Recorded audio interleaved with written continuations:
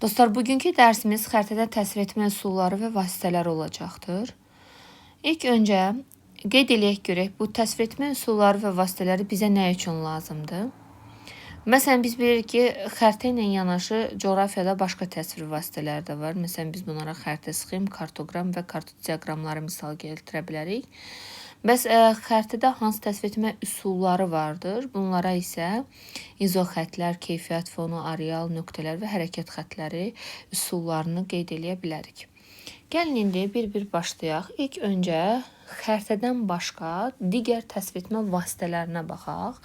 İlk öncə təsvir etmə vasitələrinin adlarını qeyd etmək istəyirəm. Vasitələr. Təsvir etmə vasitələri 1. Xəritə sxem 2. Kartoqram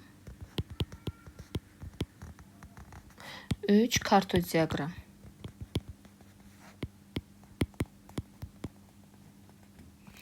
Baxın, xəritə sxemdən başlayacağıq. Xəritə sxem nə işə yarayır? Məsələn, coğrafi məlumatları əyani və anlayışlı üsulla göstərir, sadələşdirir, ümumiləşdirir və şərti işarəli coğrafi təsvir hesab olunur xəritə sxemlər və onlarda müxtəlif qrafiklərdən istifadə edilə bilər. Bir də obyektdə olan əsas vacib yerlər seçilərək əl qrafikası ilə təsvir olunacaqdır xəritə sxemdə və gəlin baxaq görək bizim xəritə sxemə aid olan hansı şəklimiz vardı burada. Xəritə sxem. Baxaq görək. Yox, burada xəritə sxem. Aha, budur. Baxın, bu ən sonda verilən şəkil xəritə sxemdir. Görürsünüz ki, baxın, bu haranın, məsələn, xəritə sxemidir, içəri şəhərin. Burada 1 qız qalasıdır, 2 cümə məscididir, 3 hamamdır, 4 baxın bu hissədə verilənlər qala divarlarıdır. Bunlar görürsünüz obyektdə olan əsas vacib yerlərdir və bunları təsvir edərkən əl qrafikasından istifadə edilmişdir. Xəritə sxem haqqında bu. Təsvir etmə vasitələrindən biri xəritə sxem haqqında məlumat verildi. Keçək indi kartoqrama. Kartoqram nədir? Məsələn, hər hansısa bir göstəricini ərazi daxilində onun dəyişməsini özündə vizual əks etdirmiş olacaq. Harada vizual əks etdirmə görəcəksə, bu kartoqramdan gedir söhbət və kartoqram müəyyən hissələrə bölünür. O hissələr gördüyünüz kimi ya nöqtələnir, ya belə kvadratlar kimi verilir, ya belə əyri xətlər, ya ştrixlər formasında verilmiş olacaqdır. Bir də onu qeyd eləyə bilərik ki, kartoqramla ən çox dənli bitkilərin məhsuldarlıq səviyyəsi göstərilmiş olacaq. Bir də dedik ki, hər hansısa bir göstəricinin ərazi üzrə dəyişməsini özündə vizual əks etdirmiş olacaq və bir də onu qeyd eləyək ki, kartoqramlar xəritə deyillər. Yəni onlar hər hansı bir təsvir etmə vasitəsi olsalar da xəritə hesab edilməyəcəklər. Harada bu şəkli görsəniz, deməli söhbət hardan gedir? Kartoqramdan getmiş olacaq. Məsələn, burada nöqtələr nəyi göstərir? Hər bir hektardan 40-50 sentner məhsulun yığıldığını. Bu xətlər nəyi göstərir? Baxın, bu hissədə, bu tutulan ərazidə hər hektardan 30-40 sentner məhsulun əldə edildiyini və burada kvadratla verilən yerlərdə isə hər hektardan 20-30 sentner məhsul əldə edilmişdir. Bu mənaya gəlmiş olacaqdır. Deməli, keçək indi və bir də təsvir etmə vasitəmiz olan kartodiaqrama. Baxın, məlumat verdik xəritə sxemdən, kartoqramdan. Qaldı bizə kartodiaqram. Gördüyümüz, baxın, bu şəkildə kartodiaqramdır. Kartodiaqramda görürsünüzmü, xəritə və diaqramın birləşməsidir. Bura Quba Xaçmaz iqtisadi rayonunun ərazisi. Onun üzərində diaqramlar verilmişdir. Bu diaqramlar əsasında deyirik ki, xəritə və diaqramın birləşməsindən əmələ gələn kartodiaqram olacaqdır. Xəritə ilə diaqramlar birləşəndə kartodiaqram təsvir etmə vasitəsini əmələ gətirmiş olacaq. Burada riyazi həndəsi fiqurlardan istifadə olunacaq. Ən çox da həndəsi fiqur olaraq dairələrdən, bir də sütunlardan istifadə edilmiş olacaqdır. Və bir də bu fiqurun ölçüsü çox əhəmiyyətlidir. Bu kəmiyyət göstəricisini əks etdirir. Məsələn, baxın, fiqur burada daha böyükdür. Yəni dairə daha böyükdür. Deməli, burada sənaye sahələri daha çox, yəni daha geniş sahə tutacaqdır. Amma digərində isə daha kiçikdir. Deməli, sənaye sahəsi Xaçmaza nəzərən daha aşağı səviyyədə inkişaf etmiş olacaqdır. Ya da ki, məsələn, burada baxın, görürsünüz müəyyən hissələrə bölünübdür.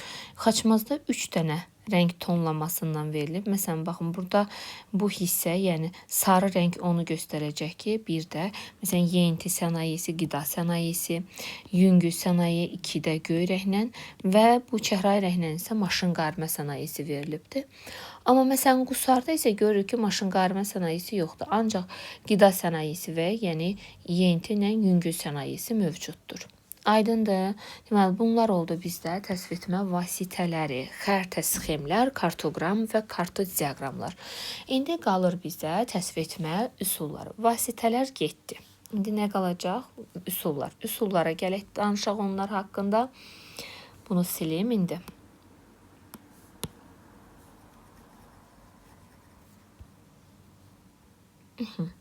İndi gəlir təsvir etmə üsulları.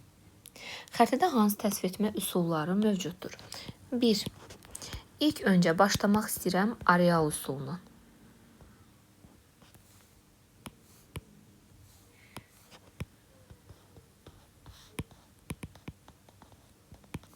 Areal üsul. Areal, ərazi, area, ərazi deməkdir. Məsələn, xəritədə təsvir olunan coğrafi obyektlərin yayıldığı ərazini, sahəni təsvir edir areal üsul. Deməli, ərazi. Bunun açar sözü ərazi, sahə olmuş olacaqdır. Məsələn, faydalı qazıntıların yayıldığı ərazi, bitki heyvanat aləminin növ müxtəlifliyinin yayıldığı ərazi areal üsulundan təsvir olunmuş olacaqdır. Bir də areal üsulda təsvir etməkdən ötürü xəritə üzərində kontur çəkilir. Daha sonra o konturun arasında olan hissələr rənglənilir və o elementlərin yayıldığı sahələrdə nə yayılıbsa da onun şərti işarəsi verilmiş olur. Məsələn, gəlin areal üsulunda təsvir olunmuş şəkili biz buraya gətirək və onun üzərinə baxaq. Baxaq buna. Baxın, bu areal üsuldur. Baxın, görürsünüz, areal. Dəqiqə. Areal üsul. Gördüyünüz kimi ilk öncə xəritənin üzərində müəyyən hissələr konturlu xətlərlə verilib. Keçək indi sarı yerə baxaq. Görək, baxın, görürsünüz, müəyyən hissə konturlanıbdır. Daha sonra onların arası nə ediləcəkdir? Rənglənmiş olacaqdır. Bu hansı təsvir etmə üsulu olacaqdır? Areal. Məsələn, burada görürsünüz, bitkilərin yayıldığı, bitki, əkin sahələrinin yayıldığı sahə verilib. Tütünçülük, pambıq və çuxundurçuluq. Həmçinin onların şərt işarəsi də verilib. Görürsünüz, baxın, bu tütünün işarəsidir, bu pambığın işarəsidir və bu isə çuxundurun işarəsi olmuş olacaqdır. Bu areal üsul. Keçək indi ikincisi olacaq bizdə. Areal üsuldan sonra deyək, məsələn, nöqtələr üsulunu.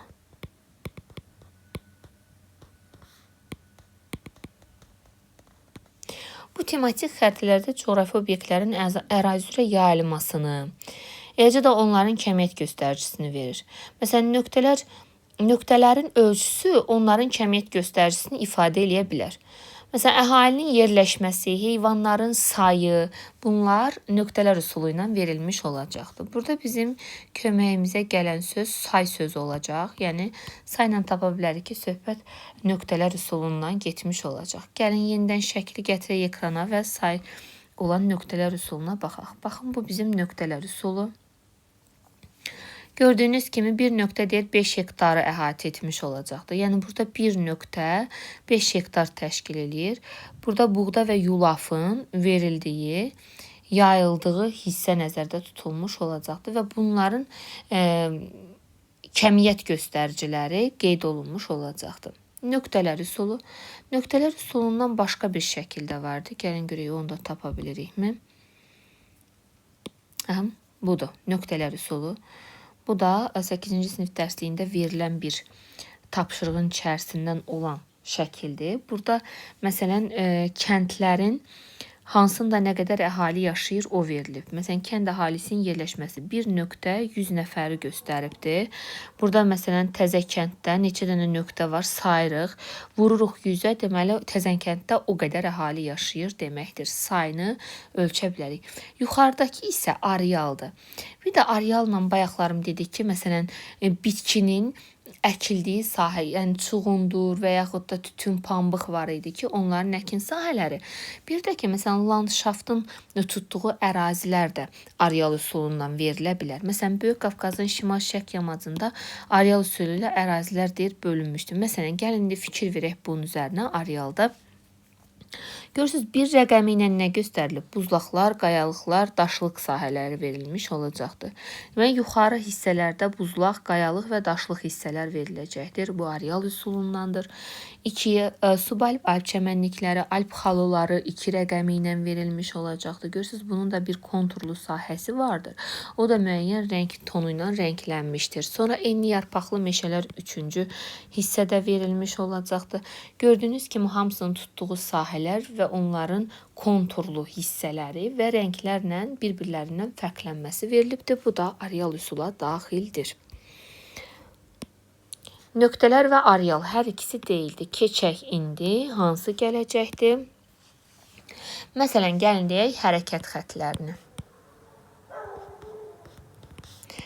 Xətləri. Hərəkət xətləri nə olacaqdır? Baxaq. Yəni bir yerdən başqa yerə daşınma, istiqamət bildirəcəkdir hərəkət xətləri.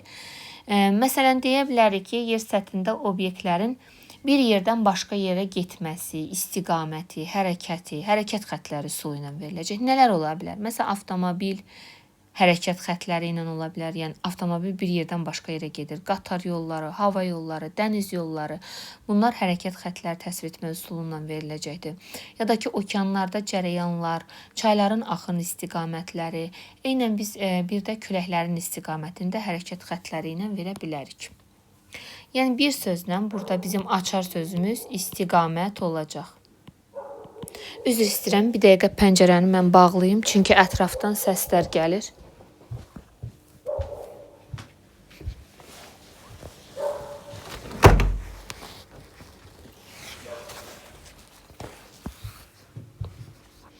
Aha.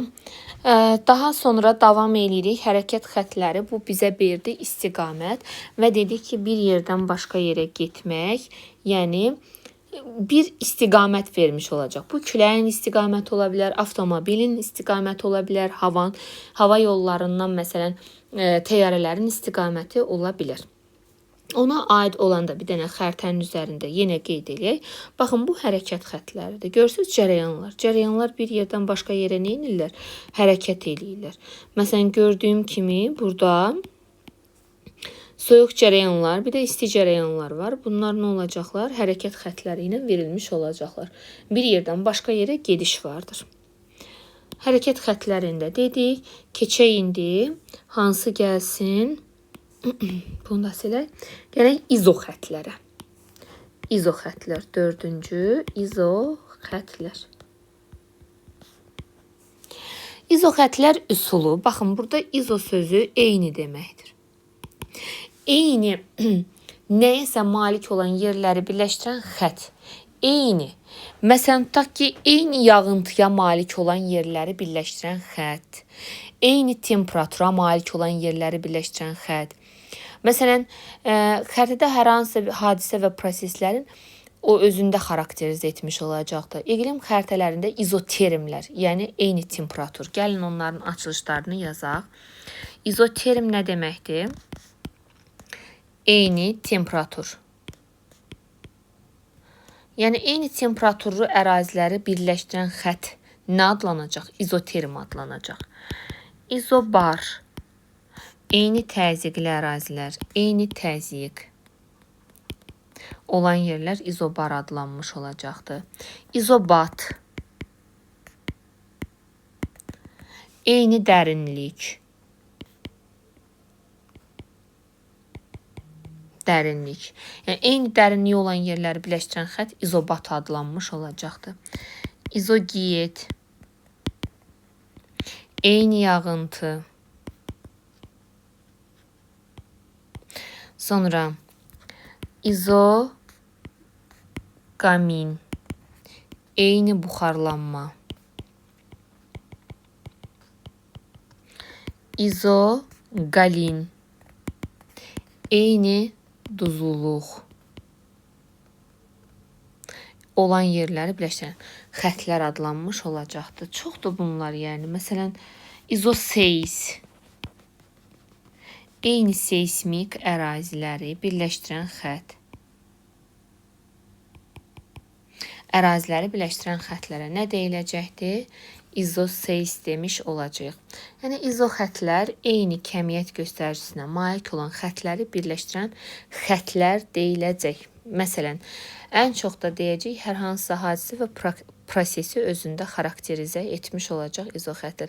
Məsələn, biz horizontallar da keçmişdik. Horizontallar nə idi? İzohips. Yəni, nədir? Eyni hündürlük. Eyni hündürlük olan yerləri birləşdirən xəttlərə nə deyiləcək? İzohipslər deyilmiş olacaq. Gəlin, indi izoxəttləri də bir şəklin üzərində göstərək. Baxın, görürsünüz, burada horizontallar verilibdir. Horizontalların hündürlükləri, baxın, 150. Baxın, bu horizontalın hündürlüyü hər yerdə eynidir. Yəni, eyni hündürlüyə malik olan nöqtələri birləşdirən əyri xəttlərə nə deyilir? İzoxəttlər deyilir. Bunun da, məsələn, 150 metr hündürlüyü var. Baxın, bu da onun nə idi? Bütün deməli, bu horizontalın üstündə hər bir nöqtənin hamısının hündürlüyü 150-dir. Aydındır. Bu da izoxəttlər üsulu. İzoxəttlər də belə getdi. Baxın, 5 dənədir. Areal, nöqtələr, hərəkət xəttləri, izoxəttlər biri qaldı. O isə hansı olacaq? Keyfiyyət fonu. Ən sonda 5-ci. Keyfiyyət fonu.